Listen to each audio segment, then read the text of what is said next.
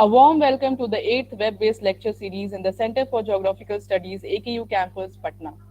Good afternoon, Director Ma'am, Akhori Vispriya Sir, Speaker of the Day, scholars, and all invitees present here. I, on behalf of the Center, welcome Akhori Vispriya Sir, Director, Geological Survey of India, Patna. He has been associated with the Engineering Geology Division since November 2004. He has carried out geotechnical investigation for various projects in the Himalayan as well as peninsular terrain. Have over 12 years of experience in GSI, having joined the organization in the year 2000. Now, I request Akhori Bispriya sir to deliver a lecture on the topic Perspective on Urban Geological Studies, Patna Urban Agglomeration. Sir.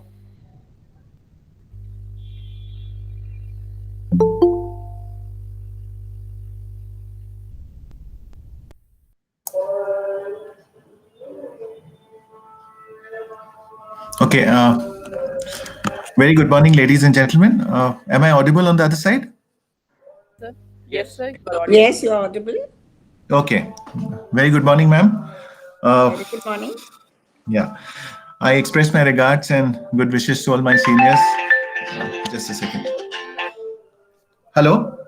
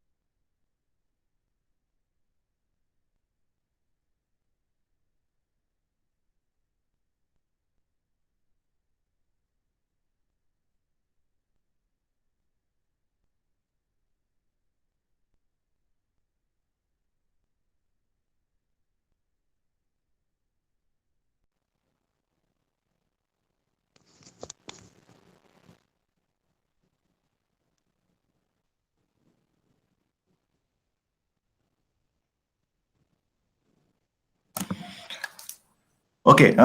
Very sorry for the slight interruption. Am I audible on the other side, ma'am? Yes, sir. Yes, sir, you're audible. So, good morning, ladies and gentlemen. Well, first of all, I'd like to express my regards and good wishes to all my seniors who are a part of this program, also to my colleagues who have been a part of these deliberations, which has been going on for quite some time now. And well, time permitting, I have been associated with these lectures whenever time permitted. And there's a lot of all these programs, and kudos to the organizing committee and the organizers for having conceived this wonderful program. So thank you for having me here as one of the lectures, and I'm really delighted to be here. So first and foremost, I'd like to express my thanks to Dr. Purnima Shekhar Singh, madam. Madam is somebody who I've always looked forward to. And thank you, madam, for finding me good enough to be a part of this program. Thank you very much.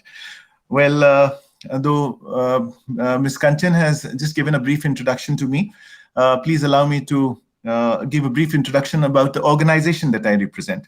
That is more important. Well, again, I would say I'm Akhori Vispriya, Director with the Geological Survey of India. And at present, I am associated with, I'm posted at State Unit Bihar GSI Patna, which comes under the Eastern region. Now, my organization, Geological Survey of India, is an attached office of the Ministry of Mines under the Government of India, and it is a long history. It has been founded way back in the year 1851 on the 4th day of March. So if you can see, it's been a very, very long journey of almost about 170 years that it has contributed towards the economy of the country, and though originally founded to look into the mineral finds of the country. With the passage of time, it has really digressed and diversified its avenues of work, activities in a number of fields, wherever geology forms a backbone of investigation. So that is very important now, because normally people associate Geological Survey of India with the mineral finds and exploration activities, but that is not the case.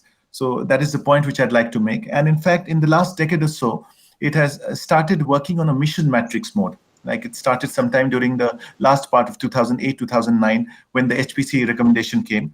And now it has started working on a mission matrix mode. So all its activities are executed under 5 missions, that is mission 1 to mission 5. And mission 1 is basically deals with the baseline geodata compilation, baseline geodata collection rather, and whatever spin-off projects come out of that baseline geodata. And that is used in mission 2 activities, which is to do with mineral exploration programs. So the main thrust of the Ministry of Mines and of Geological Survey of India still happens to be mineral exploration programs, but there are so many other associated activities which are also going on. So mission 3 looks after the IT sector, basically the preparation of maps and collection of all these data on a software forum and for later retrieval, obviously. And this is basically user linked also. People can access all that information which is of geological importance to their needs, to the user agencies. And ultimately mission 4, which is basically to do with the public good geoscience. So public good geoscience, why? Because it has a huge amount of societal relevance. Whenever we think of site-specific problems, for example, earthquakes, for example, landslide, for example, urban geological mapping programs. So it's a specialized wing. Anything, even biogeochemical hazards like arsenic contamination and even fluoride contamination, and so many other factors, coastal degradation, dereliction, land dereliction, water resource development projects, engineering geology, all these aspects come under mission 4. And finally, mission 5 has to do with the capacity building, that is providing training to all those programs. So today, with this little background, I would like to inform this wonderful audience that I'm going to talk about one of the mission 4 activities, because that is applicable to the state of Bihar. So we will be dealing with the urban geological studies, which has been carried out by Geological Survey of India, of course, under my supervision. And this has been carried out during 2018, 19, and 1920 program, wherein we have covered an area of about 800 to 900 square kilometers. Of course, I'll be coming all in detail of that. So please just allow me to share the presentation so that I can get into the details of today's deliberation.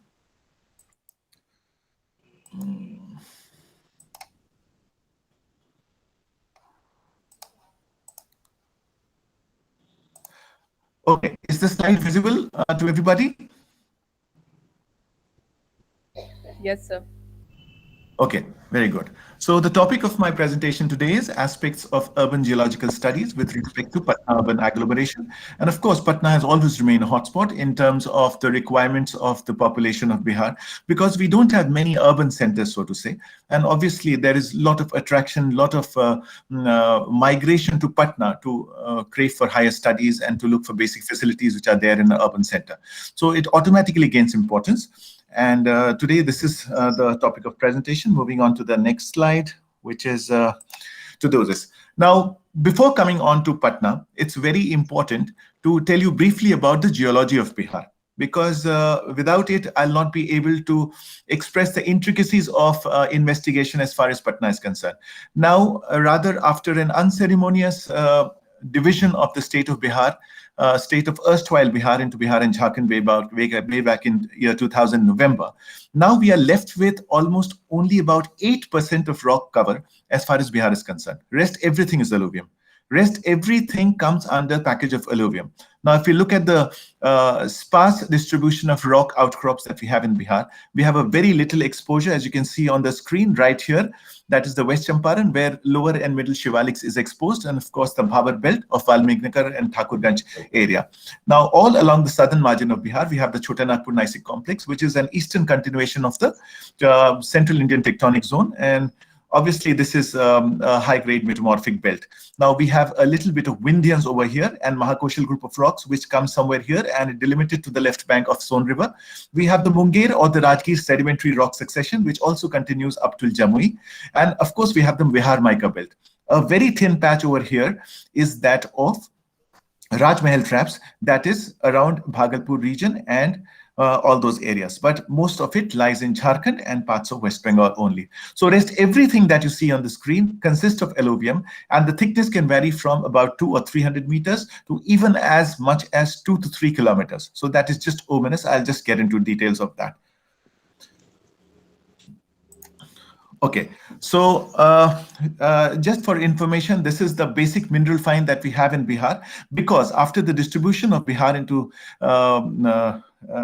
Jharkhand and Bihar, very limited resources have been left with Bihar as far as mineral find is concerned, but still we are concentrating more on the placer gold deposits of Shivalik. We are also focusing on the glauconitic sandstone and fertilizer mineral out here. We have some gabbro and orthosite complex in Gaya region also, where magnetite mineralization is there. Similarly, in Jamui, we have some mineralization as far as iron is concerned. And of course, we are also doing investigation in the Hesatu Belabatan belt, PG, chromium, nickel, and all these minerals, and very good results are coming up. Even in the limited outcrop of Rajmahal traps here, and some of the Gondwanas that are present here, we have got some gold coal deposits as well. Okay, so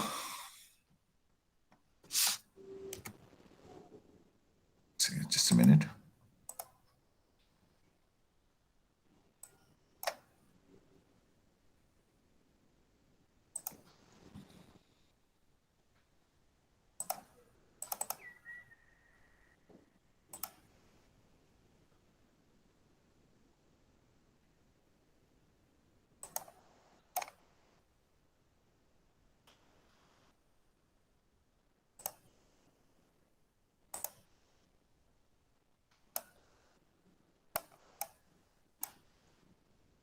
Right. So this is it, but that is not the focus of attention right now. Focus of attention today is on urban geological studies. Now, if you look at this global map, we see that there are certain red zones as far as the countries which are globally present are concerned. But this is a map which is not of today. This is a map which they have projected, obviously, in the year 2100. That is about 80 years from now.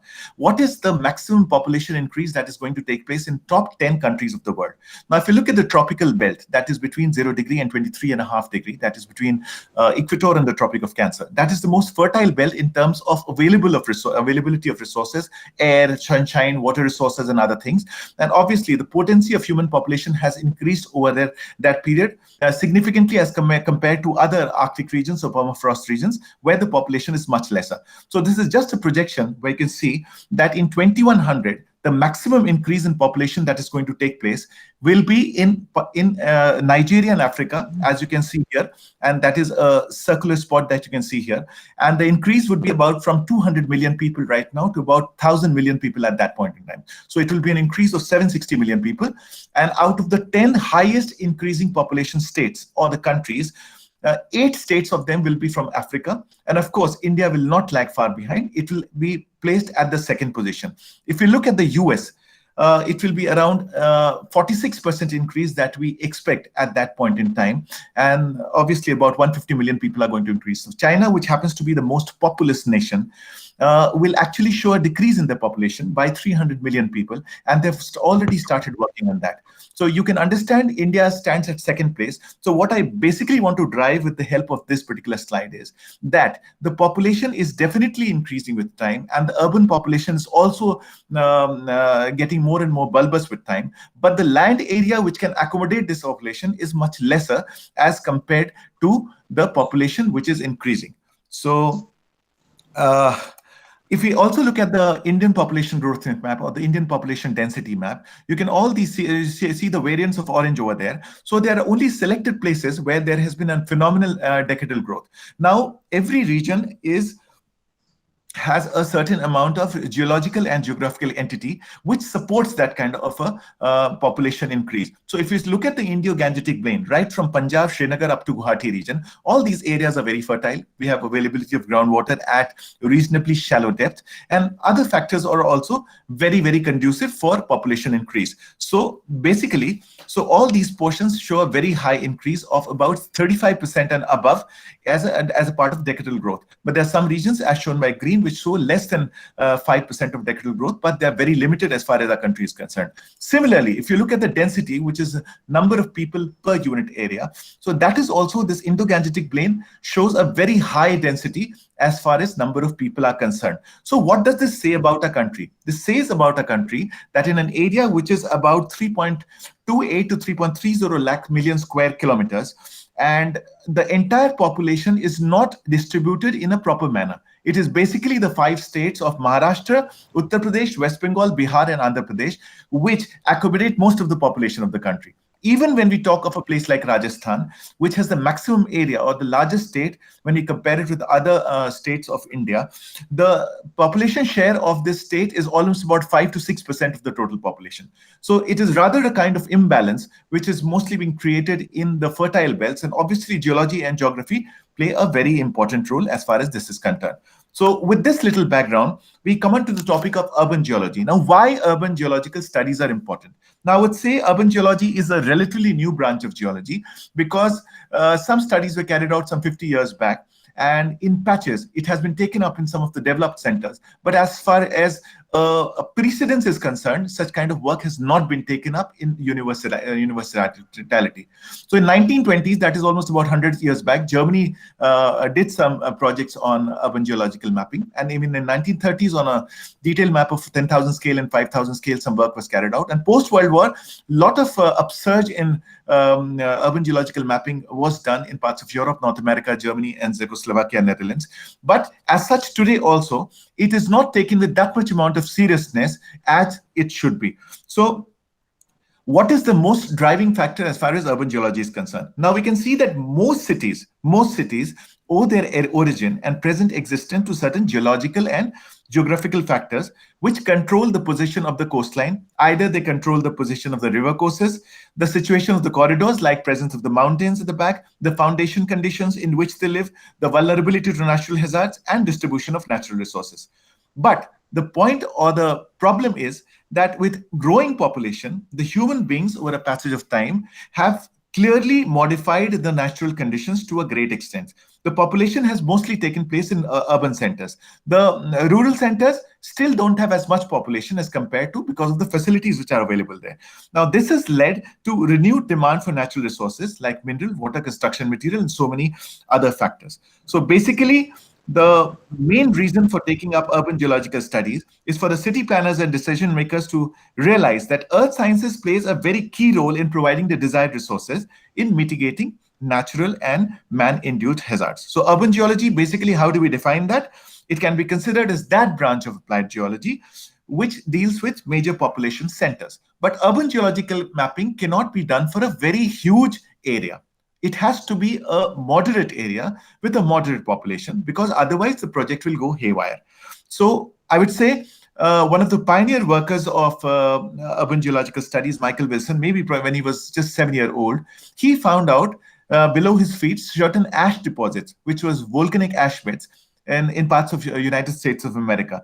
Now he said that what kind of these formations be? So ultimately some settlements were built on that particular ground. So that was covered. So the reality remained that beneath his feet, essentially, it was volcanic ash that remained as the foundation material or the geological substrate. So we must have very good information about this. So I'll just discuss it briefly with the help of these 5 pillars that you can see on your screen, that what is the value of urban geological studies.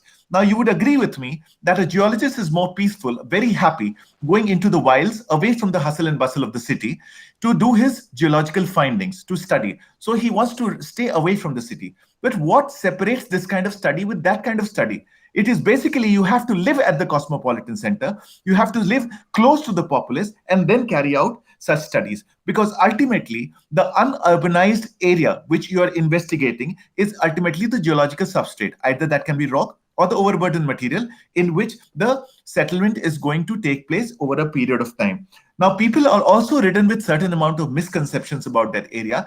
It is the duty of an urban geologist or a geologist who is doing urban geological studies to tell them or apprise them of such conditions. Second aspect is shared sense of place. Now, when we go to United States of America and we see the Grand Canyon over the Colorado River, we see, oh, what wonderful unconformities are there, what wonderful fluvial deposits are there, what lovely erosional patterns can be seen. Now, if you have the same information about your area also, what wonderful change it can bring to your perspective, that you know where you are living. Okay, there is a cemented floor, there is a ground beneath it, but you don't have any idea about what this ground is all about. But if you can perceive it in the true sense of geological importance, then that will give you a sense of immense pride. Now, third flank is geological mapping in cities. Yes, every geologist has to take up geological mapping in wilderness, even in wild areas when they are looking for specific programs, mineral investigation also. But when you come down to city, the job is not all that easy. Why it is not easy? Because you're working in a city area. You are working with the people who are employed, who are busy with different kind of works also.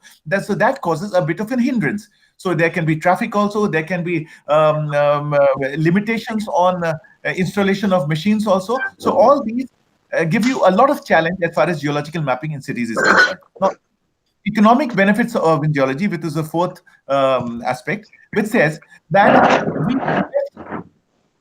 we invest a lot of money as far as mineral deposits are concerned. So we invest a lot of deposits as far as water resource development project, building of dams, barrages, etc. concerned. But today, if we invest in right amount of knowledge sharing as far as where your settlements are going to grow, then it can really prevent you from getting some detrimental effects of the ground because of certain environmental hazards in due course of time. So correcting all those problems later on can actually make you incur a lot of money because of your ignorance of the place. So that is very, very important. And finally, all the geographers and geologists agree with the point that present is the key to the past. That is the law of uniformitarianism. So which says that today, wherever you're standing, it has a bearing to the past. It cannot be oblivious of the past. It has to have a bearing to the past, and bearing will have a signature how the time is going to repeat to itself. So we must have a very good understanding about these conditions. Okay, so we come on to just one slide which gives you a picture of how bad planning can lead to a very detrimental effect on the cosmopolitan nature, on the populace, and the general habitat conditions also in which people live. Now, in the words of John T. McGill, he clearly says that urban geology has been with us for many years, yet possesses a timeliness and urgency that is regrettably little appreciated. That's very true. We have not given due importance to the urban geological studies. As a result of that, we face many such problems which cannot be corrected at a later point in time.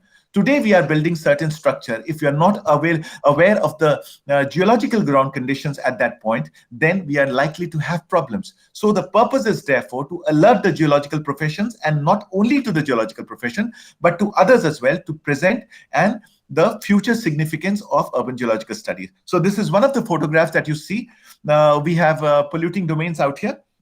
And there is a hillock at the back, and this is of Chembur in Bombay in Maharashtra, and you can see all these polluting units and close by their habitations. You also see the garbage dumping high grounds area. This is actually having now a higher elevation. Now the residential area rise in depression. So you can see the range of contamination that can happen to surface water, even groundwater, and all the other hazardous elements which can grow with the passage of time, ultimately affecting the habitat. Now, if you see the scouring effects, the energy conditions of any perennial or seasonal drainage gets much more higher if it is choked by conditions, and that can really scour the ground conditions. The greatest problem which you're even encountering in parts of Patna is encroachment of the floodplain deposits. The area close to the river banks is something that we need to be very careful of. Littering of garbage, littering of waste material, and even encroaching those areas with the help of buildings and constructions is very, very hazardous, and ultimately that can lead to checking the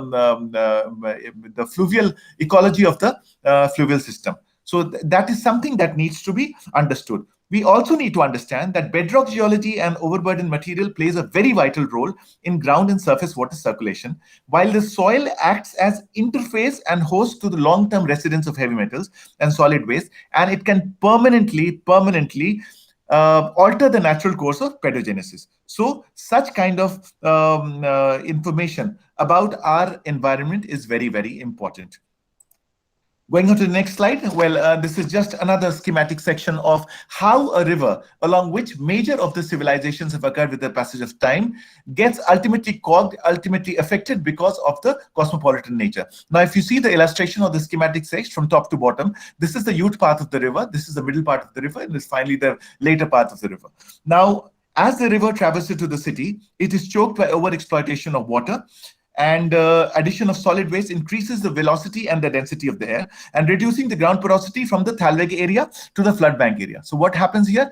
Upper reaches, relatively fresh water. As it crosses the cosmopolitan nature, it is affected. The floodplain areas get constricted, and lot of anthropogenic activities take place over here. As a result of this, high channel viscosity, abundance of coagulation of water takes place, and whenever there is seasonal flood, we encounter something in 2019, later part of September.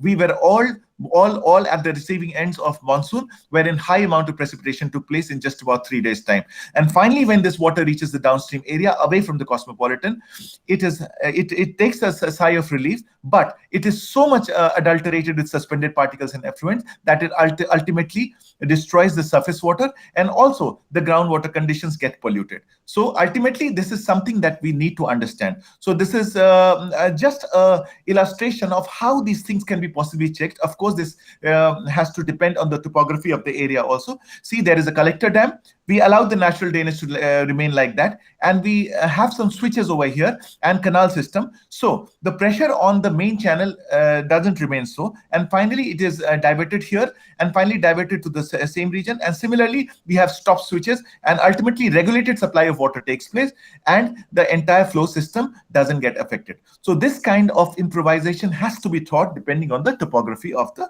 region. Now, just a few figures which will help you appreciate this, although I've taken it from literature, but this will just be an eye-opener to most of us. Now, by 2025, 60% of the world population will live in urban areas. Urban areas represent 10% of the landmass. Metropolitans consume over 65% of the primary energy and account for 70% of the green gas emissions. Now, 92% of urban population lack clean air to breathe. That is something not unknown to us, and we are all facing this problem because of the number of lung diseases and a number of health manifestations that we are finding in our daily lives. Now, looking into all this, the growing awareness of planet in 1970s brought out a publication which you can see in your screen.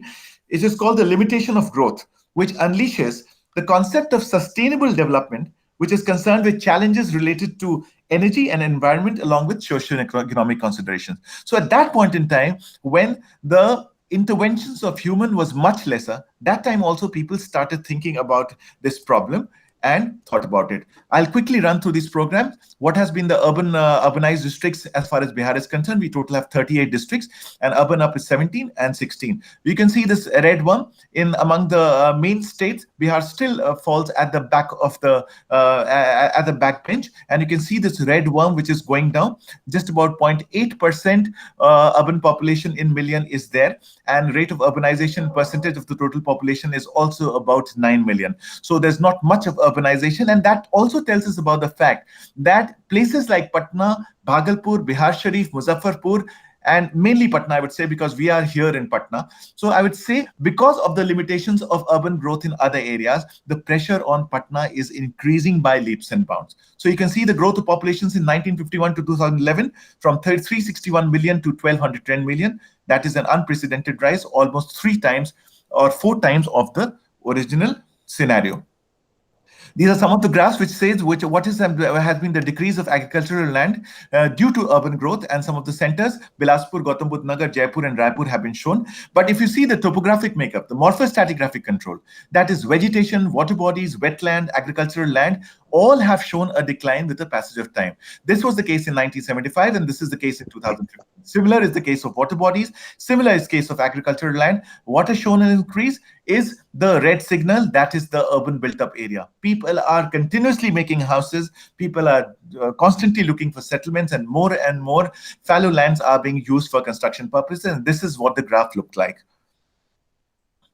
Okay, so coming on to the concept of smart city, which I'll touch just briefly, coined by Rudolf Giffinger in 2007. What is the need of smart city program? Now, smart city is basically, as you see in your screen, it has to do with smart environment, living economy, people, governance, and mobility. So what is smart city all about? It is basically an urban development using information and communication technology and Internet of Things that provides useful information to effectively manage resources and assets around us. It is something that we need to have very clear perception about, that we need to collect data from citizens and mechanical devices that are processed and analyzed to monitor and manage the resources around us, which could be transport, power plants, water supply, anything. It can also be said as an eco-city or a sustainable city. The smart city aims to improve the quality of the urban services around us. So ultimately, the motive is the quality of life it is to improve and how to make it sustainable for a longer period of time, respecting the environment around us. So smart city, the major parameters as you can see in this tree, it emphasizes on a smart economy, proper role for entrepreneurship, productivity, flexibility of labor market, and ability to transform. That is the most important. And smart people may not be taken otherwise, but yes, we need some smart people or the smart thinking with the people that we have. The cosmopolitan culture, the cosmopolitan population needs to be more qualified in order to contribute to smart city program. Social and ethnic plurality, flexibility, and open-mindedness. These are basic requisites in order contribute towards smart cities. Smart mobility. Yes, today we are just moving. We have 4 or 5 cars to our access, and we don't do the pooling system also. But in a place like Patna, does that support? We have limited commutation routes. We have limited roads, but that is one concern which needs to be made smart, which needs to be made more sustainable, innovative, and transport, made better with the help of information and communication technology. Finally, smart environment. And environment is a very, very important aspect which every geographer and every geologist must take cognizance to. And environmental protection is very important. Pollution is something we need to take care of because there's air pollution, water pollution, and whatnot. Now, smart living. Ultimately, smart living is an end product of all this because health conditions, individual safety, housing quality, tourist attractivity, all these contributes towards some kind of smartness. Now, this is what the smart city basically looks like. Everything around us is accessible, and how can we use all this to our advantage? Now, all the organizations, I would like to make a point here, whosoever is involved with the smart city program need to be Industry 4 compliant. Now, this could be a new term to most of us, but what it basically means that we are in the phase of industrial revolution that focuses heavily on interconnectivity, automation, machine learning, and real-time data sharing. So Industry 4 basically is industrial Internet of Things or smart manufacturing when it marries the physical production, giving due cognizance to ecosystem for companies for better production and better supply chain management. So let us look at 3 of the main centers across the world, which are supposed to be very developed countries, and they have also resorted on the environmental line as far as smart city requirements are concerned. Now, if you look at Singapore, they're already working on water resources, air quality and waste management, recycling, energy. We look at Amsterdam, they are working on the carbon neutral city management. They are not relying on natural form of available fuels like oil, natural gas, and coal. Rather, they are doing on all those sources of energy which do not contribute to the carbon dioxide emission into the air. Now, Amsterdam is very, very strict on these issues, and they have set up deadlines for that. They have set up milestones for that, when this is to be completed, and that is there on your screen.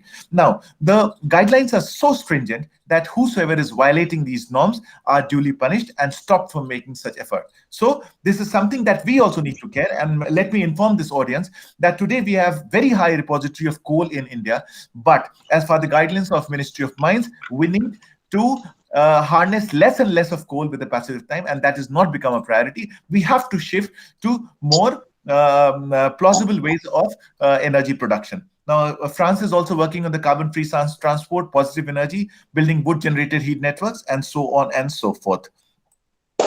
Okay, so this is the concept of smart city. Quickly touch upon which are the 4 centers out of the 100 smart city programs which has been conceived by the government of India. As far as Bihar is concerned, Patna was the last to enter this fray because of so many limitations which you are all aware about, and that was the reason why these studies were taken up.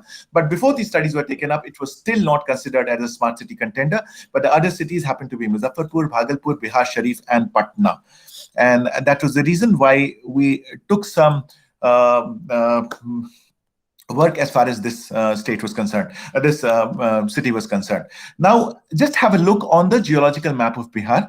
You'll be able to appreciate this because it's very important as far as understanding the perspective of Patna is concerned. I've already talked about the limited rock cover that we have as far as Bihar is concerned. Now, but what is the general depth to rock when we talk of the alluvium that we find on the surface? For example, even in Patna, what is the depth to rock? Nobody knows. Basically, if anybody knows also, that is more of a speculation because that has not been confirmed by exact borehole or point information. So there are indirect ways in which that can be known. So some velocity surveys by geophysical methods have been carried out way back by Geological Survey of India.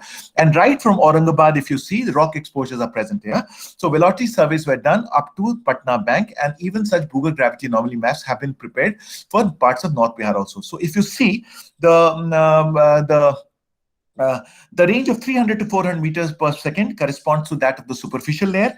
The range of 1700 to 2000 meters per second corresponds to the saturated alluvial material, and the range of 4500 to 5600 meters per second. And that is the velocity range, which clearly indicates about the rock formation, that is the Proterozoic succession or the Vindhyans group of rock that may be present here. On this basis, it has been worked out that moving from here, as the alluvial thickness increases, around Patna, the bedrock is expected to be present somewhere around 900 or 950 meters below ground level. So that is just another speculation.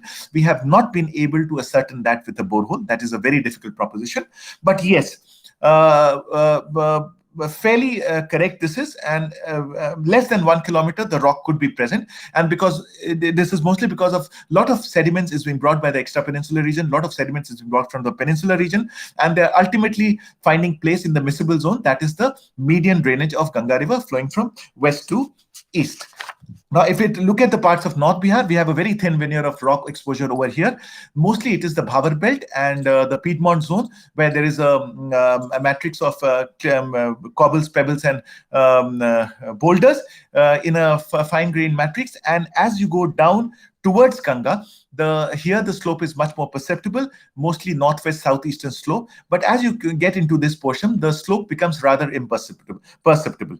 So if we see, the major bulk of the Gangetic alluvium that is here consists of a thick pile of unconsolidated, unlithified quaternary sediment comprising multi-cyclic sequence or fining upward sequence, we also say like that, of sand, silt, and clay. So outcome pattern of different alluvial units generally conform to the process of alleviation by lateral shifting with some neotectonic implications as well, which I'll talk to you in detail in the next slide. So let us come quickly to our area of study. So this is Bihar and this is Patna. And let me again tell you, we are not talking about the entire Patna district, but you're just talking about 900 square kilometer area, which comprises the Patna city. That's it. And this is the area in Google Imagery, which we have covered as a part of our geological studies. So what was our aim? Our aim was to collect, synthesize the relevant information on geology, geomorphology, meteorology, hydrology, land use, land cover, demographic records, anthropogenic interference activities, and so on and so forth,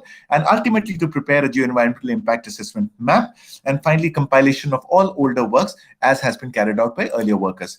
Now, just to look into the factor of knowing about a few facts about Patna, we are delimited to the north by the Ganga river. We have Son, Gandak, and Punpur river to the west and south, respectively. It's a very vibrant place, futuristic internal heritage city. And Patna is the 21st fastest growing city in the world and 5th fastest growing in India. But the limitations of environmental hazards include that it falls in zone 4 of the seismic zoning map of India. And not only earthquake, it is also the floods which cause major devastation. And also the air quality is not very, very good. So these are some of the major bottlenecks which we see as far as Patna is concerned. We'll quickly run on through these slides. These are some of the organization responsibilities which have been given to carry out independent work as separate entities. So mostly the geological work goes to Geological Survey of India. And of course, planning and infrastructure development does not go to any one of the entities, but to many of those that you see in the screen. So what is the general approach to carrying out such work? I'll just quickly touch upon that. What does a geologist need to do? it needs to study all the topographies, imageries, guide map of unurbanized section, which gives a very important information about today. That gives the timeline data also. Now the bedrock composition. Ultimately, we have to know information on the geological substrate. So bedrock composition, the type of soil, whether it is in situ, whether it is transported, whether it is disturbed, all these needs to be understood. Preparation of DEM map. Slope map is very important, digital elevation module, because unless we are aware of the slope, we'll not be able to understand the flow of groundwater and even the surface water. Understanding the common meteorological factors.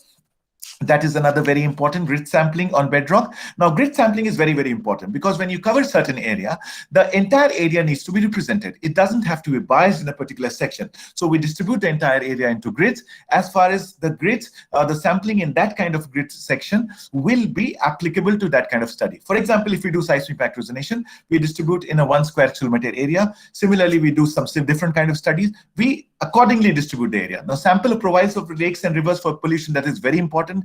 We develop the L profiles of river also, that is longitudinal profile, and we draw certain cross sections also at vulnerable junctions. Now, collection of data pre-monsoon and post-monsoon, we also determine the piezometric section, or we did also determine the water table fluctuation, and also the in-between rainy season data, which is very important analysis part. Now, all these analyses have to be fed in the laboratory. When the results play, we have to bring it all into a common software forum, which we use in Geological Survey of India's GIS methods, and ultimately we play with the data and come up with various layers of information which could be useful to the user agencies. Now, identification of problem. This is the methodology which we have used as far as this particular work is concerned. Collection of data, primary data, secondary data from government, non-government agencies, spatial map, government organization, arrangement of these data, and finally publishing of the report. Now, we'll come on to the this portion. There's a geological map of parts of Patna and Bihar. We'll quickly touch upon this. This is the Ganga River, and this is occupied by the channel alluvium, which is the younger floodplain sediments. Just beneath that, this is the older floodplain sediments. Just it overlays that. It lies as an ubiquitous cover. And as we go down southwards, the older alluvium lies over there. So Bari Formation, which is represented by the light brown color, is basically the oldest formation of the older floodplain sediments, and it consists of gray to light brown minor concrete concretions. And finally, the more matured sediments and much more oxidation rate is very high, highly oxidized calcareous nodules, conchers, all are present, is present below. So Patna lies here. So we are basically dealing with the older floodplain sediments and channel alluvium. Now, important bone of contention here is that this is the erstwhile Patna, but we tend to move on this side. So this area is very important. This is also occupied by older floodplain sediments. Now, we look at the broad geomorphological map of the area, only 2 units. We'll go into detail also about this. And this is the younger alluvium and the active floodplain sediments, and finally the older floodplain sediments. Now, if you look at the geomorphological map of Patna district, with a little bit more of detail. These are the units: active channel, channel bar, meander scars, lateral bar, younger floodplain, and that has been done with the help of ETM plus data with 30-meter resolution, and also with the Survey of India Open Series map of 2002 and 2009. And as you can see, the Son River, a south bank tributary of Ganga, flows from south to north. This is the flow direction, ultimately debouching into Ganga River near Maner. And Son River has left a trail of paleo channels, all these, avulsing from east to west before flowing through its present course. Now, understandably, the right bank is of depositional nature and the left bank is of erosional nature. And the course of Son River supposedly is guided by a north-south lineament also, which I'll talk in detail in later slides, and which has pinched a considerable thickness out here. Now, it has clearly left a trail of these paleo channels over here, which has also been ascertained with the help of drilling that has been carried out as a part of our investigations. We have carried out 30 meters of drilling and altogether 30 boreholes. So 900 meters of accumulated drilling has been carried out. And we categorically found out that between a depth of 18 meters and 27 meters in most of the locations, we are finding below ground level, we are finding riverine sand material. So that clearly gives an indication that there is an avulsion of Son River leaving its paleo channels from east to west, finally where it is flowing at this point in time, as you can see. Some of the other factors which you can compare here is that the braided nature of the Son River has become somewhat linear. Some of the sandbars and channel bars have become widened with time, and ultimately it is the natural drainages which have been affected a lot. So you can see the distance between the channel bars. This is because of the high rate of sedimentation in between areas getting much more higher. Even during the Chhath festival, when we go here from the banks, from the Kurchi Mode, when we go into the banks of Ganga River, it is almost about 2 to 2.3 kilometers. So that means that the water is receding to the low profile areas, low gradient areas, and all these areas being filled with sand. So this is it. Now, we are coming on to the hydrogeology part, which is a very, very important aspect. Now, you look into the hydrogeological map. Now, we understand as far as Patna is concerned, and we also felt during the September rains of 2019, that we don't have very many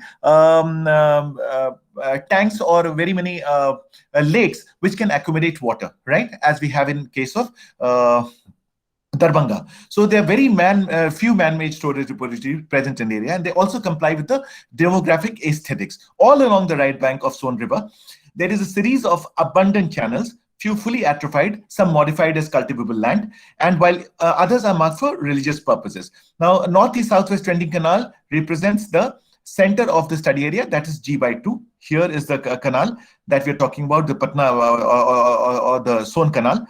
And Ganga and Punpun rivers delimit to the north and south. Now, this is basically the drainage. As you can see, it is all discontinued drainages. So basically, these are all atrophied. They are converted into cultivable land, and what is present has been changed into some other use. So our present aim, the basic aim, was to calculate the piezometric surface level. That is the pre-monsoon and post-monsoon. We need to understand that surface water is hydraulically connected to groundwater and is an important component of environment. Thus, its assessment and sustainable management is essential aspect of geoenvironmental appraisal. So the first aim was to determine the depth to water table. That was done on the pre-monsoon and post-monsoon, and it was done at 84 locations on the basis of grid pattern, and the contour map and the groundwater shows that they are deeper in alluvial uplands. Now, all these areas that you can see, that varies from 24.45 meters to 8.41 meter, and in the post-monsoon, it varies from 14.8 meter to 5.5 meter. So there is definitely shallowing post-monsoon, but the fluctuation is about 15.65. That is in 2018 in parts of G/2. Similarly, in C/14, when we have worked out, it is 17.5 meter to 7.5 meter, and ultimately 9.5 meter, 2.5 meter. Fluctuation is 9.5 meter. On this basis, certain contour maps have been prepared, which clearly shows the fluctuation pattern. And as you can see, these are the ones which shows the pre-monsoon graph and the post-monsoon graph, and ultimately the fluctuation module. As you can see, the greatest depth in terms of fluctuation is more than 11 meters. That is, at maximum of 11 meters, the water table does exist. But we are mostly concerned with the blue part, which is normally shallow in most conditions, most parts of Patna and its surrounding. So the second most important study was to assess the magnitude of health ailment vulnerability due to groundwater intake using the Reliable Drinking Water Quality Index system, as you can see in your screen. That is for groundwater, and that was done for our study area. Now, what is water quality index? Water quality index is basically defined as a rating that reflects the composite influence of different water quality parameters. Now, we have to assign a numerical rating to anything that we want to communicate to the user agencies, whether it is engineers, whether it is environmentalists, if we give a qualitative data, they'll not be able to appreciate your judgment. They will not be able to appreciate what you have found out. So basically, our aim is to give a numerical value, which gives us about the quality of the water. So these are basically the parameters, and we have collected samples on 84 locations on grid pattern. 80 to 120 feet is the borehole depth from which water was extracted, and these have been analyzed using the weighted arithmetic method, which was enunciated by Brown in 1972, and 16 important parameters, which are there on the screen, have been brought out. Now you can see these are the BI standards, and what is the values that we have got, we have already shown here, and this is the weight and the relative weight. And finally, this is the area or the location-wise sampling, how the results have come up to be. They're mostly falling in the excellent category, but this is the map which will help you appreciate this better. If it is less than 50, this always falls in excellent category. If it is more than 50, then it is of actually a moderate category. But the best part is the values don't exceed more than 65, which clearly shows that Patna is in a safer zone in terms of water requirements for irrigational and potable needs as far as groundwater is concerned. So water quality in all these areas, of course, we can go into detail, but the map is self-explanatory. I'll not take much of time as far as that is concerned. This is the part for C/14. That is, Son River flows from here. This is C/14 around Bihta. and Nobatpur, Bathani, all these areas which are due for development in due course of time. This is one area, Dhurdutola, which is slightly moderate in terms of water quality. So this is the composite map for the complete area from C by 14 to G by 2, G by 3, and G by 6. And this gives a period of the water quality which lies between excellent, good, and that we need to be relieved about. But that is not the end of the story. We also have to take care of some other factors, which is also the sodium absorption ratio, which is a very important parameter for determining the suitability of water for irrigation, because it is the measure of sodium hazard to crops. So that also needs to be studied, and it is also expressed as salinity hazard. On this basis, we have used the SAR equation, which is there on the right side of the screen, and the equation is United States Survey partner was plotted, and it is observed that sodium plotted against salinity is falling in the S1C2 range, mostly S1C2 range, and some of the samples are falling in the S2C2 range. So they all are suitable for all types of soil except for those crops which are highly sensitive to sodium. But in general, we don't need to worry much as far as Patna is concerned, as far as irrigational requirements are concerned. There is also a trilinear plotting system which we do in order to know the type of water. Trilinear plotting is basically classify waters into various types of dominant cations and anions, and the plot shows, as you can see here, that most of the groundwater falls in the calcium carbonate type of water type, and from the alkaline earth, that is calcium and magnesium, exceed and distinctly exceed the other alkalis like sodium and potassium. And most of the samples have weak acids and extremely strong acids, that is chlorine or sulfate, etc.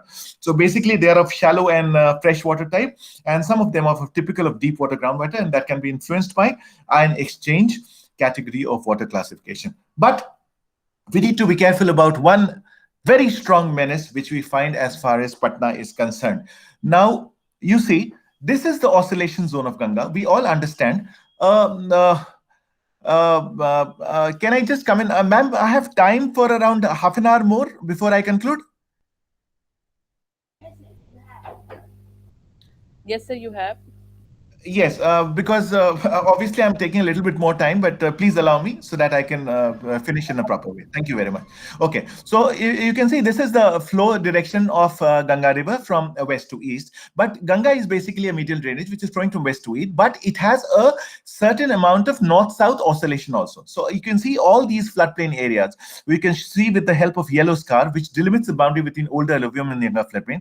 This is the portion where the water has a tendency to laterally dissipate into the lowland plain table areas. So this is the region, and this is the Son River, and to the right side of the embankment of Son River, we have a very conspicuous lineament which has pushed the older alluvium onto the older floodplain sediments, and therefore this older floodplain sediment has squenched, or rather it has delimited it to the north. So this is the entire levee portion of Ganga, and you can see this particular reel decreases as we go further eastward. So this is a very categoric information which we have tried to analyze, and what we found here is that we carried out sampling in all those areas, from surface tube wells to surface water, stagnant water, flowing water, shallow tube wells, and deep tube wells, and we find that this particular area of Maner, within the older floodplain sediments and even within the active channel, that is the younger floodplain, we have very high incidences of arsenic. But when we go into the older alluvium section, that is the higher reaches of the southern Bihar, southern parts of Patna, we have no incidences of arsenic. So altogether 437 samples were determined, and out of that almost about 142 samples tested very high arsenic contamination. But that was not the end of the story. We did some drilling also. We tried to establish the morphostratigraphic control and a depth of 37 meters. So there's clear understanding of geology which gives us so much of information about this area, that this is the older floodplain sediments and this is the older alluvium. This is we could ascertain only because of mapping, where the values range from 51 to 500 ppb. As you know, as per the BI standard, as per the WHO standard, the admissible range of arsenic in drinking water cannot exceed more than 10 ppb. Earlier it was 50 ppb, but because of the growing menace in so many districts in Bihar, it has been brought down to 10 ppb. So what we did, now this was not the end of the story. We needed to understand what is the depth at which this particular is found. Now we could come to the conclusion that a depth of 14 meter to 58 meter was the real menace zone, and you can see all these spikes of high arsenic zone in this area. So what happens here? that first zone, that from up to 14 meters up to 12 meters, that is the zone where the water table fluctuates. That is the zone of aeration. And we have a predominant clay layer also. The clay has a property to absorb most of the arsenic of the surface water, and thus the surface water doesn't get affected. But what happens in the anorexic condition in the deeper aquifers? Deeper aquifers, what it happens is that it is mostly preserved in the water, and that causes the menace that you can see here. So ultimately, we have prepared this graph. As you can see, 0 to 11 meters is almost free, a few spikes that you can see, and below 75 meters is almost free. So it is basically for us to tap the deeper aquifers so as to be free from this menace. And this is a story of Maner area. You can see all these spikes, all these values of green to yellow, and all these sections are clearly contaminated with high amount of arsenic. That is what we have found out from our studies, and that is very, very, very, very. You can also see the multi-storied building right here, and this is the 20 meter to 40 meter zone, which is showing very high spikes in terms of ppb values or the anomalous values of arsenic in groundwater. So that was a very categoric finding. We need to be careful about that which is the aquifer that we are drawing or drafting water from, in order to keep us safe and sound. Now, this is a view of the land use land cover portion. As you can see, this is the master plan of Patna of 2031. All these orange areas are basically settlement, and all these dark blue areas are basically commercial establishments, and orange is public and semi-public establishments, and purple is industrial settlements, and green area is agricultural bends. So this is the erstwhile Patna, and this is the extension on to C/14 up till Son River. So basically this was used as a base map to carry out our studies. As you can see, this is the first phase of construction which is going to take place. This is already exists. Pink is the second phase, and obviously blue is the third phase. Now, on this basis, we have prepared this land use land cover map of the entire area, and you can see red is the part of the settlement, the dark brown is the built-up rural area, and yellow is the agricultural land. This we have prepared at Geological Survey of India using Landsat data and also old Survey of India maps of the area, and also this have been confirmed with the ground checks also. So this entire map has been prepared on 1:25,000 scale, which is fairly communicative in terms of the information that it is going to give. Now, if you look at the pie diagram, what is the changes that we have felt?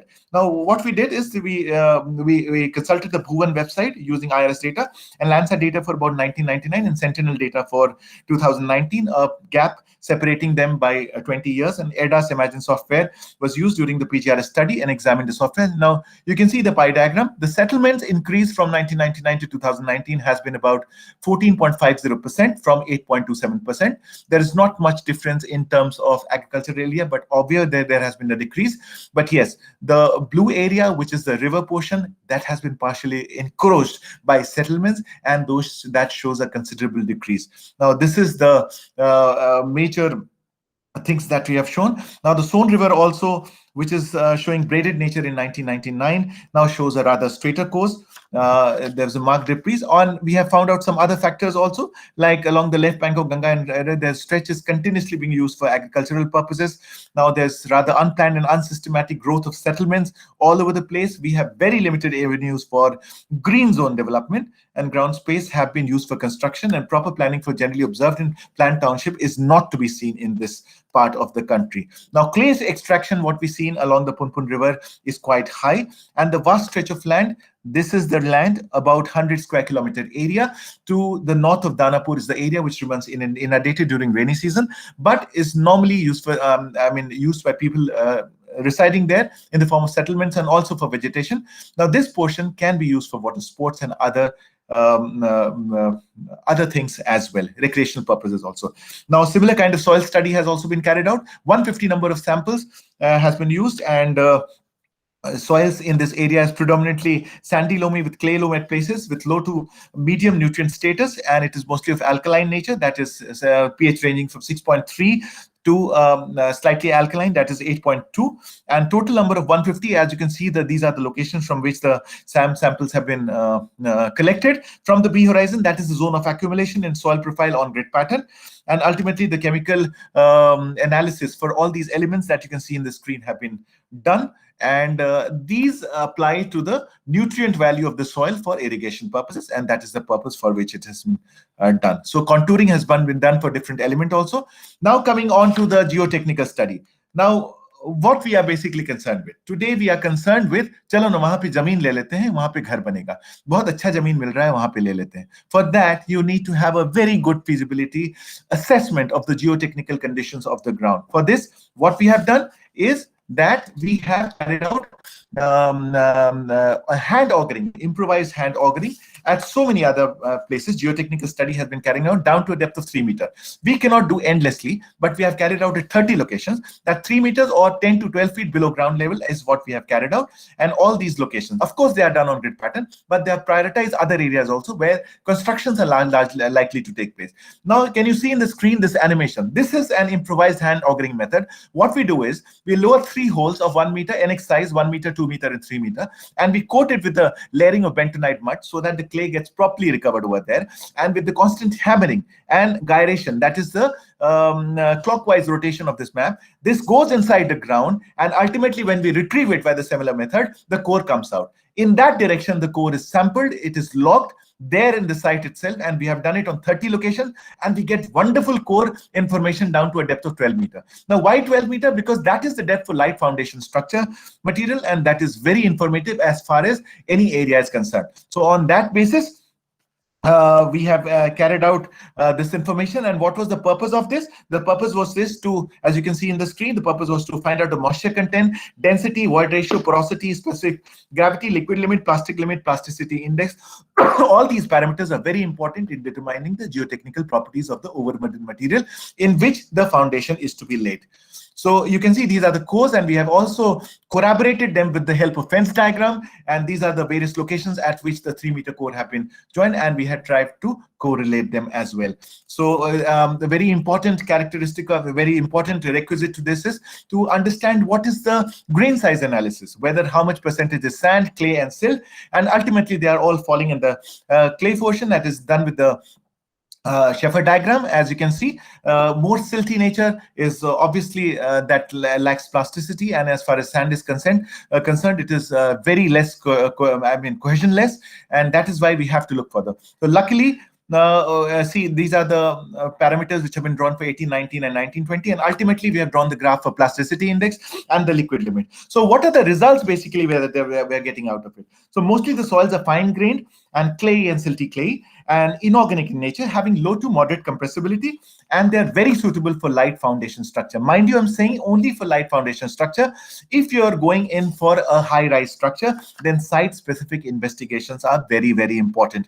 Now, it also determines what is the kind of void ratio and what is the porosity limit. So void ratio and the porosity ranges from 26% to about 43.48%, as you can see in the graph. And liquid limit, which should be low, it ranges from 18.2 to 84%. Now, 84% is very high, which is negative. Rather, it is it has a consequence to that. But 95% of the population lies in the lower range, so that is applicable.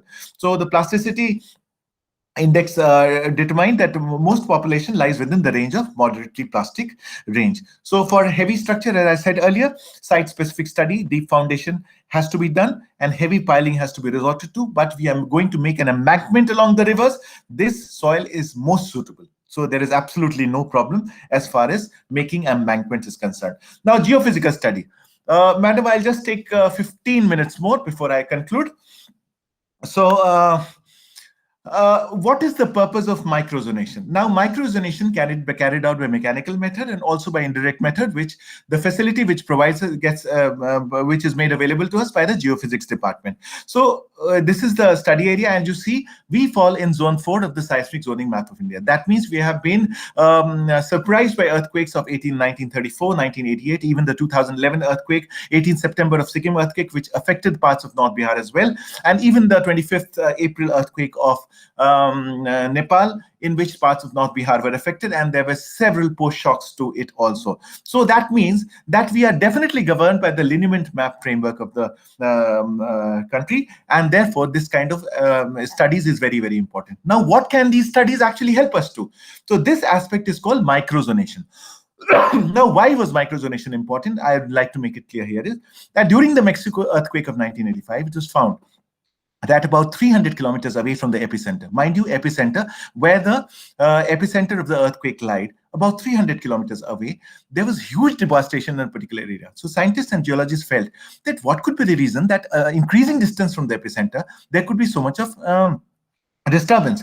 So they ultimately found out that the resonant frequency or the amplification factor of that ground met with the ground motion, and that led to a huge amount of devastation. So that became a very important tool. So today we can understand that microzonation is recognized as a very effective tool in seismic hazard assessment and risk evaluation.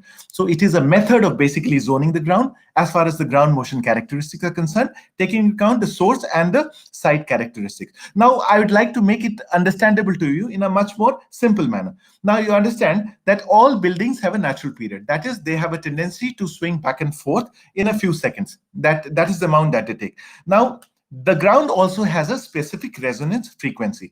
The hard bedrock has higher frequencies than softer sediments. Now, if a period of ground motion matches the natural resonance of a building, it will undergo largest oscillations possible, and thus it will incur the greatest damage. Now, it is to be understood that the recent and quaternary sediments on which we lie, on which we stay, form the lowest velocity layer, as I talked about in the beginning slides, that we have a lower velocity on the top surface, and as we go into the deep bedrock, the velocity increases. Now, shallow subsurface, we have low velocity layer. Therefore, during an earthquake, seismic waves get trapped while traveling through the soft sediment or the low velocity layers, resulting in amplification of the seismic energy.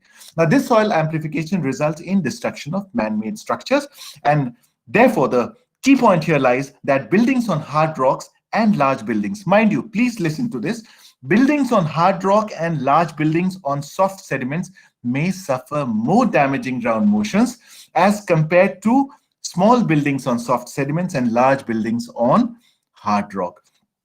So this is the ground reality. On this basis, we have done some geophysical studies which are very, very accurate methods of knowing the subsurface ground conditions.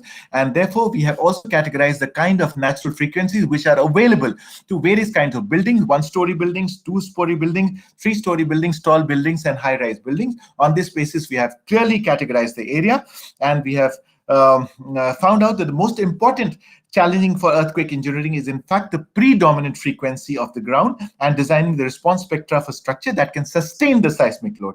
This is the basic phenomena of site amplification, and this is the study that has been carried out in order to determine the predominant frequency, peak amplification factor, and shear wave velocity.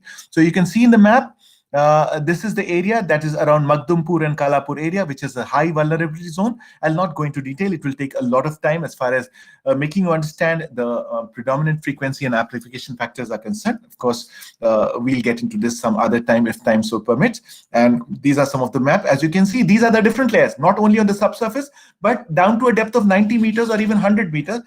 You can see the colors changing, how the clay changes, how the sand comes into play. Again, there is a change here in sand, and again the color changes. This is the amplification factor, and on the basis of that, the subsurface conditions have been changed. So without drilling, we have been able to decipher the conditions that lie below. Now, some geoelectric sections have also been prepared as a result of geophysical investigation.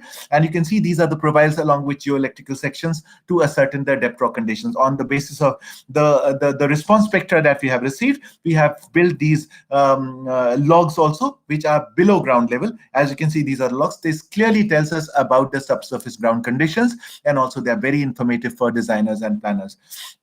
This is the peak frequency map and the amplification map. Don't go into the figures, not be of much consequence or understanding to the general audience, but we can discuss this as far as reports are concerned. These are the representative resistivity curves, which also talks about the heterogeneity of the ground conditions, and these profiles have been made at different required sections. Now, this is a stack diagram. This is a very, very important diagram. Now, the resistivity layers on the basis of vertical electrical resistivity sounding that has been done, we have clearly been able to ascertain the depth of clay layer.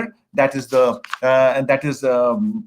determined in terms of ohms, and so clay is normally 0.0 to 8 ohms, and clay is 8 to 25 ohms. Clay sand is 25 to 45 ohms per meter. Medium to coarse sand is around 45 to 60 ohms per meter, and coarse sand or concord is around 60 to 200 ohms per meter. And finally, there is a range of desaturated sand.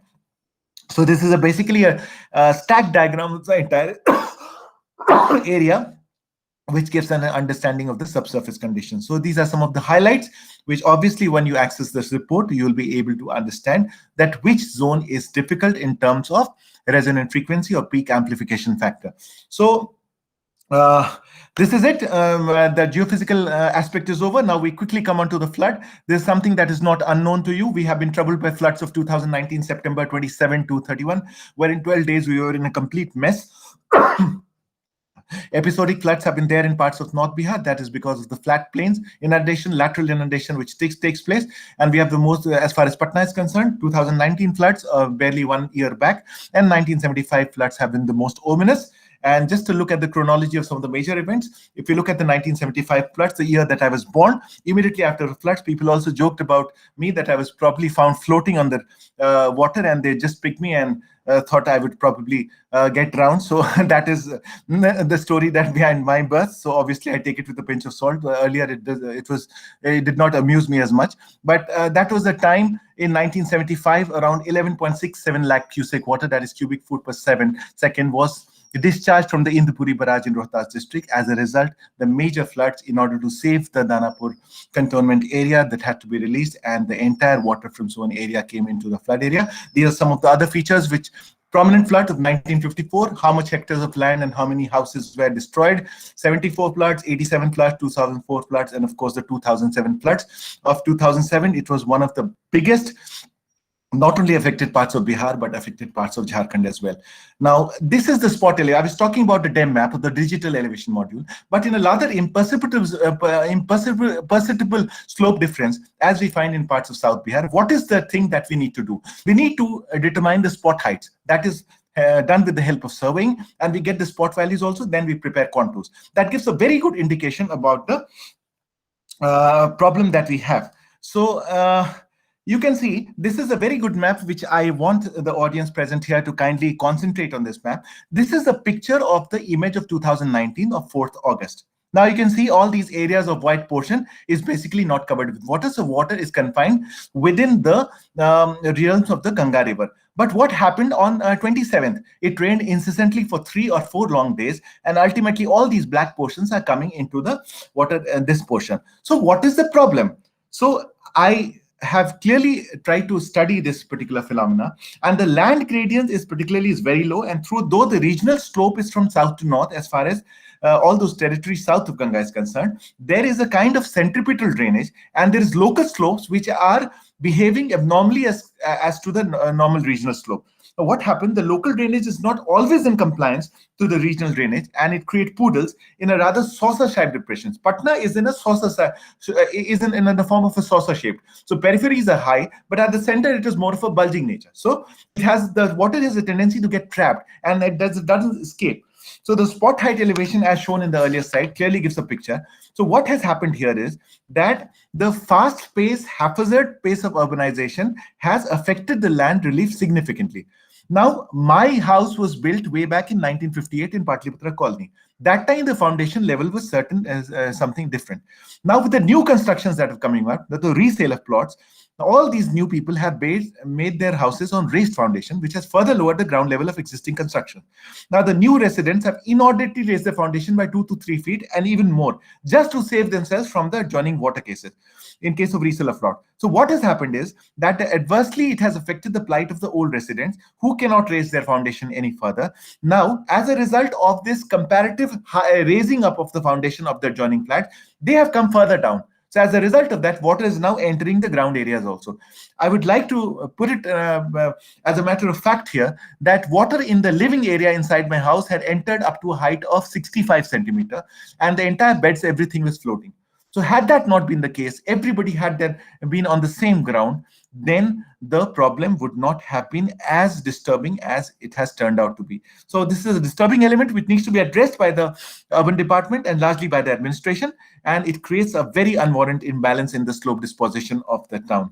So this is the area, and this is the general flood map of the area. And you can see the Punpun River also. This is the area up to which the water goes. And obviously, we have to take due consideration of that. So the story doesn't end here. So what was our job? Basically, this everybody knows. We have made an assessment. But what is the problems with the local drainages? We are engulfed by Son River to the left, Ganga River. Obviously, there is a levee section. In case the Ganga River doesn't rise, then we don't have a much problem, except for the low-lying areas. That is more towards the left bank. But Punpun River is a major menace. So what we did some longitudinal profile section of this river, and we identified all the major spots which were vulnerable in terms of the embankment covering it.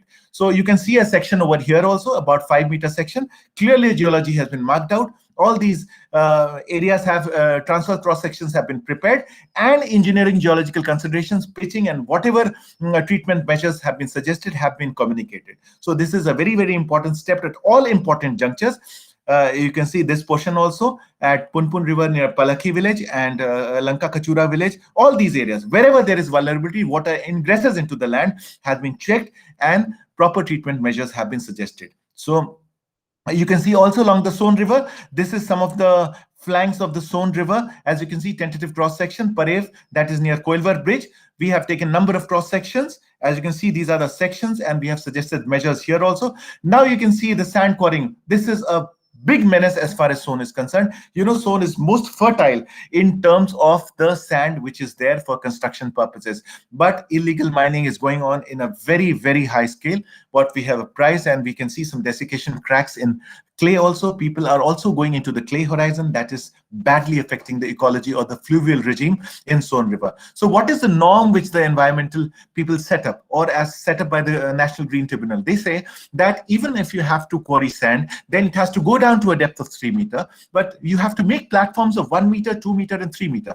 Now you have achieved the 1 meter platform. It has to be balanced. It has to be on one contour at all levels. And once that has been achieved, then only. Don't make poodles. Because as you can see in the map over here, number of poodles exist here, and they'll go as deep as 10 meters in some sections.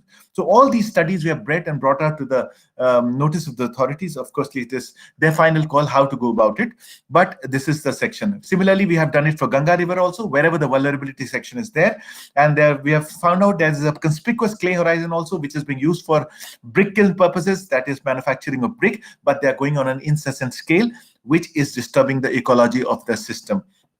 Now, finally coming to the earthquake region, very important aspect. Ladies and gentlemen, you would like to hear to this, because this is something that is our bread and butter, and we do a lot of exercise as far as this is concerned. We find ourselves in this zoning 4 of the seismic zoning map of India, and these are some of the major events that have taken place in recent past. Now, if you look at the geological map of Bihar, we find ourselves between two major frontal faults, the West Patna fault and the East Patna fault. Now, if you look at the Chota Nagpur Gneissic complex, it's a high-grade metamorphic complex, which is the eastern continuity of the Central Indian Tectonic Zone. So what is this East Patna? If you look at the index map, the East Patna fault and its conjugate shear, the West Patna fault and the Munger-Sasta Ridge fault, are basically the northeastern extension of the Son-Narmada lineament. Now, it has been found out by studies from Geological Survey of India that these faults were formed sometime during the rifting period and are contemporaneous with the Permo-Carboniferous Gondwana sedimentation, and they were found to be active during the Cretaceous period as well. Now, they are showing continuous signs of neotectonic activity, and that is one aspect that you need to study and that we need to bring to the information of all those people around us. So the problem is, having been established, these faults, where they are going to likely rupture in future, is a very important question. And for that, microresonation is very important, how we need to build our structure. I'll just come into detail. Just give me 5-10 minutes before I just complete. Yes. So this is the seismic zoning map of Bihar, Zone 5, Zone 4, and Zone 3. And this is Patna, and we find ourselves in Zone 4. So we find ourselves very close to the causative fault, East Patna fault also. That makes us slightly more critical and vulnerable to any categoric event. Now, if you look at the lineament map of Bihar, that is a very important information. The entire Bihar between Motihari and Kishanganj in the north, and Malda and Chhapra and Malda in the south are crisscrossed by a number of frontal faults. Now, these faults are oblique to the Himalayan grain. That is, the Himalayan grain is east-west. That is the MBT and the main central crystallines and the Himalayan frontal fault. All these are parallel to the Himalayan grain. But these faults like the Yamunatiya fault, are actually making an intersection with these Himalayan range. So these points of intersection are the greatest dissipation of energy and also the creation of seismic energy forces which get dissipated. Now, if you look at the 1934 earthquake and 1988 earthquake, these are the epicenters of these two major earthquakes, which was magnitude 8.4 and 6.7 on the Richter scale. And even many such events have been found in such proximity. So all these major frontal earthquakes need to be clearly studied, need to be clearly assess in order to make our living much more sustainable and peaceful with passage of time. So if you look at, so what we did that, keeping Patna at the center of a circle, we drew a circle of 300 square kilometers, and we plotted all the events which have taken place in the last 200 years of study. And we drew all the lineaments and tried to find out the causative source characterization, that is a causative fault which is leading to the particular earthquake. And then on the basis of ground motion characteristics, we determined the microzonation of Patna town and later Darbhanga town also. So that was a very important study, and today it is of great usage to general people. So you can see all these events which have taken place, and ultimately there are a set of certain faults which we need to understand: northwest, southwest, northwest, southeast. That is, it was one of the faults which is parallel to the Kharagpur Hill. And second variant is normally it is parallel to the second generation Proterozoic fold axis of the Kharagpur Hills, and depicted with the Ganga channel that is bulbous nature. It is constricted, and these fault affect that. The second is the east-west. That is, you can see here east-west, and this is the trend of the Ganga river. It is also guided by lineament, and it has affected all the wetland system running parallel to south of Ganga by the East Patna fault. Then the third type is northeast-southwest. That is mostly the Son Narmada lineament trend, and it is also aligned along the Ganga river. So if you can see here, these are some of the avulsive paleo channels that have been left behind. Now, this we have clearly shown. There is a prominent lineament, or the Son Narmada lineament, which is also aligned along the Son River. It is existing along the right bank of Son River. As you can see, it has pushed the older alluvium onto the older floodplain surface. As a result, the width, which was even greater than hundreds kilometer, has come down to even less than few kilometers over here. So this is a great geological intervention, so to say, and we need to study imageries and all other features in order to make an assessment. So this is the Buga gravity anomaly map, which has been prepared, and finally the seismicity of Bihar and environs during 1964, which clearly shows that increasing dominance of alluvial as we go from south to north. And these are the focal plane mechanism solutions that we have prepared as far as the movement along major faults are concerned. And we are also carrying during this field season Munger-Sahasra Ridge alignment fault study, which is a very, very important study in context to the state of Bihar. And these are the strike slip solution mechanisms which we have developed, that has been developed after the 1988 and even 2011 earthquake. Now, this is the state of Bihar, how it matters, and these are the three frontal earthquakes which are very, very critical as far as Patna is concerned. Now, we also got into a program with the Bihar State Disaster Management Authority, and I was personally associated with iProof. We set up VSAT base station, that is very small aperture terminal base station, 10 unmanned field station with a central receiving station at Patna that has been planted at Science College. Of course, it is in the process of being making. So this telemetry network will help us locate the earthquake event with a precision close to one kilometer, plus minus 1 kilometer, and the depth of focus also be as accurate as 2 kilometers. So that is a very good intervention as far as Bihar state is concerned. And all these placements of field stations have been done with the help of our studies from Geological Survey of India. Now, one important test is SPT, which was carried out way back in 2013 and is even continued during this field season. Now, standard penetration test is the mechanical way of knowing the shear velocity and by the method of knowing the N or the frequency N value of a rock. So what we basically do is we carry out drilling up to a depth of 30 meter, and every 1.55 meter, what we do is drop a load from a height of 75 centimeter, and the weight of the body is about 63.5 meters, 63.5 kgs. So that weight is dropped, and number of blows it takes to cross through a section of 0.45 centimeter is what determines the particular SPT values of that region. So this was attempted by Geological Survey of India, and we have identified the liquefiable zones also, ascertaining the B value, the soil characteristics, the maximum credible earthquake, and many other geotechnical parameters. Now source characterization was done with the causative seismic source, the B value, which also indicates the recurrence of particular event of earthquake in future time, with the help of Gutenberg Richter magnitude frequency empirical relationship that has also been determined. And ultimately, on the basis of N value that we carried out, we have identified, or we have categorized the soil section as stiff soil section of any HRP classification. That is, they lies between the 2003 meters per second to 303 meters per second.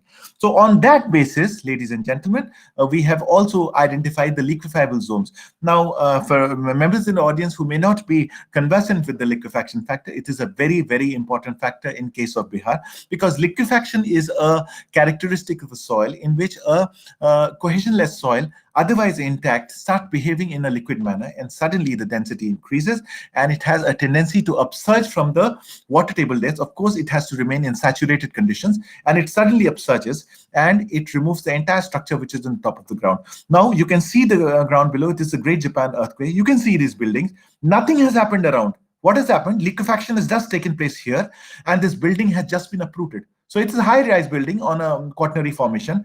Liquefaction takes place, and this building falls. This building falls on itself. Similar things happen in Bhuj earthquake, and similar episodes have been found in parts of North Bihar also. This is the photographs from sand blows of North Bihar also.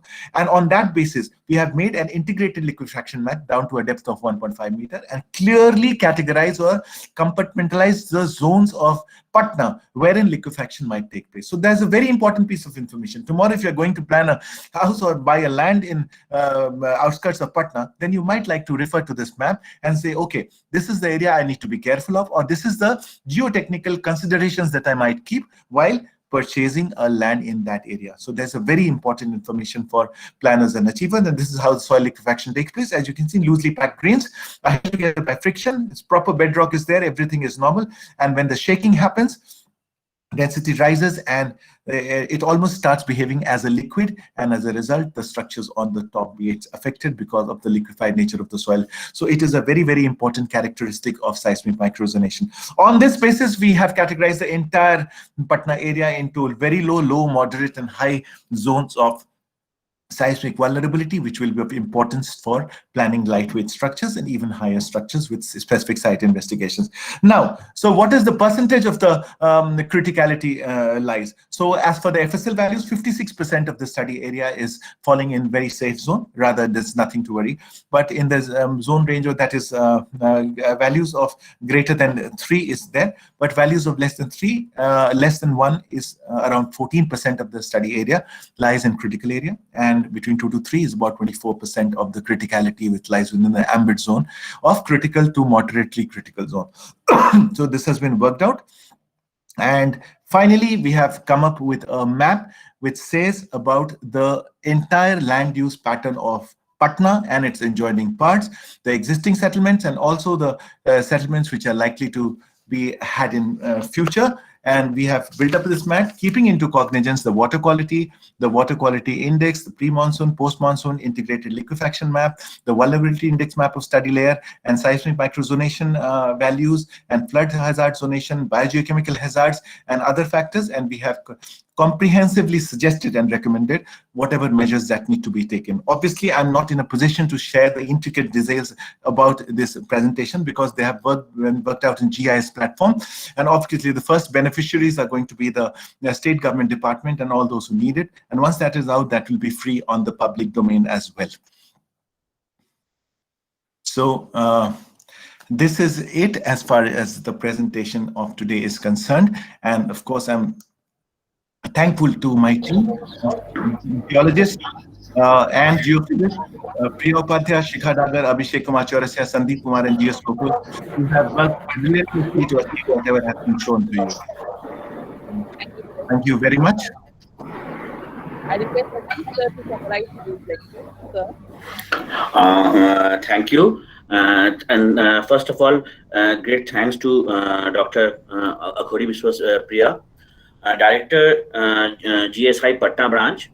It was a very comprehensive study. The presentation is a very comprehensive study And obviously, when the topic was given that it is a perspective of urban geological study with reference to Patna urban area, and the way the things played out, although the presentation was around an hour and a half, but the things in which it played out, it is one of the most comprehensive studies I have the opportunity to listen to and to understand how much work GSI has been carrying out, especially in context of Patna. The idea of microgenation, especially in context of geology, where a small area can get adversely affected because of the underlying sand and clay ratio, is something which I am sure everybody listening to this talk will take home too. Wonderful work, sir, and kudos to your team who has been working relentlessly. And I'm sure the inputs that you are providing, if properly implemented by the government of Bihar and the authorities to be, I'm sure it will help in planning for the smart Patna that we all look forward to, especially in context of how and why micro level flooding happens because of slope disturbances, which places we can't have high rise buildings because of the subsoil condition. These are something which we need to take on with us, and I'm hopeful that under your dynamic leadership at Patna, GSI Patna branch office will be working more on such aspects to help us with. On a side note, I mean, especially given people from us who are from university background kind of get cut off from what is happening, but the applied aspect to it. And this is something which the Center for Geographical Studies has to look forward to, maybe some kind of internship for its students at your office, which will help to grow a dynamic relationship between academia and the applied aspect of the work which you people are carrying on. Thank you, sir. Thank you so much. Thank you very much, sir. Thank you very much for summarizing it so well. I'm delighted to hear your words. Of course, it was an earnest effort from my side to acquaint this particular audience group which is present here to know about the certain facets of geology. And as you said, I also have with us as a part of this presentation today my Deputy Director General, Dr. Rajesh Asthana, who is the man who has worked considerably in the Antarctica or the distant frontiers of South Pole, and he's also with us. And as we talked about the interface that is to be developed between the academia and the professional group. So the Ministry of Mines has started a very vibrant program of Bhuvi Samvad activities, wherein they can really get into touch with us and knows the intricacies of such work and how they can be helpful for them for PhD purposes and other works also. And we'd like to have their services as far as the profession is concerned over a period of time from now on. So thank you very much, sir, and we look forward to interacting with this wonderful audience in future as well. Thank you very much. Thank you, sir. Once again, good afternoon, everyone.